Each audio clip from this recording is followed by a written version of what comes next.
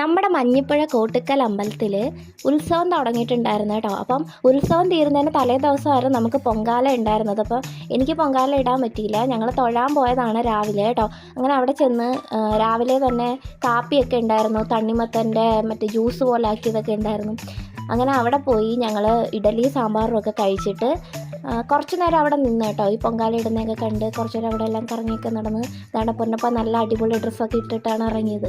അങ്ങനെ ഞങ്ങൾ അവിടെ നിന്ന് വീട്ടിൽ പോയിട്ട് രാത്രി എന്ന് വെച്ചാൽ ഇത് പിറ്റേന്ന് രാത്രിയാണ് കേട്ടോ.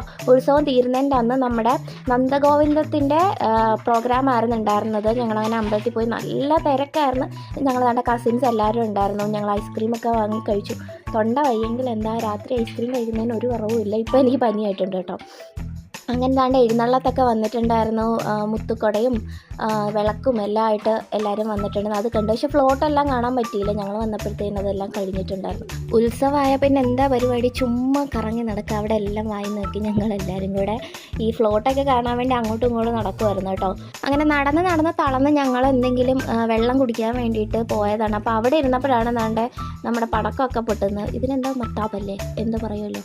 അങ്ങനെ അത് കണ്ടത്. പിന്നെ അവിടെ വന്നിരുന്ന് ഞങ്ങളൊരു സോഡ നാരങ്ങകളൊക്കെ കുടിച്ചിട്ട് നേരെ പരിപാടി കാണാൻ വേണ്ടി പോയാട്ടോ. അതിന് മുന്നേ തുടങ്ങിയിട്ടുണ്ടായിരുന്നു. സ്റ്റേജിൻ്റെ ഫ്രണ്ടിൽ ഞങ്ങൾക്ക് സ്ഥലമേ കിട്ടിയില്ല. ആ ഒരു ഭാഗത്തോട്ട് പോകാനേ പറ്റില്ല. പിന്നെ സ്ക്രീനൊക്കെ ഉള്ളതുകൊണ്ട് അവിടെ ഇവിടെയൊക്കെ നിന്ന് കാണാൻ പറ്റി. ഇവൻ പിന്നെ എൻ്റെ അടുത്തോട്ട് വന്നതേ ഇല്ലതാണ്ട് ഇവരെ കൂടെ തന്നെ ഞാൻ എടുക്കാൻ പോയിട്ട് പോലും വന്നില്ല കേട്ടോ. അതും ഒരു കണക്കിനൊരു അനുഗ്രഹമായി. എടുത്തുകൊണ്ട് നടക്കണ്ടായിരുന്നു. അവരെല്ലാം ഉള്ളതുകൊണ്ട് അതൊക്കെ കാര്യം. അങ്ങനെ ഞങ്ങൾ കുറച്ച് നേരം പരിപാടി കണ്ട് അപ്പോഴേ വീട്ടിൽ പോയി. അപ്പോൾ അത്രയേ ഉള്ളൂ.